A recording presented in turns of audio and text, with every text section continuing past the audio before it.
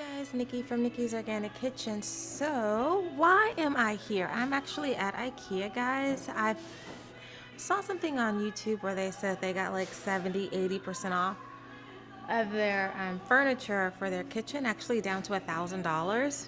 So they said Ikea as is and doing it DIY saved them over $30,000. So I came just to check out the pricing and look at this, guys.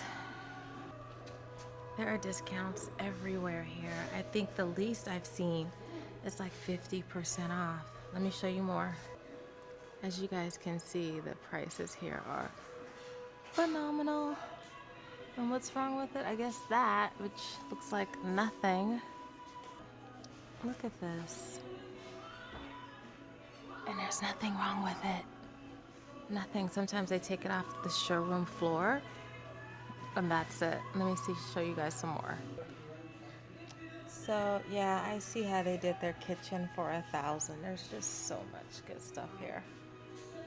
Really good stuff. Yeah, this is super cute. And look at that. I might take this home. It's just too many deals. Too many deals. Wow.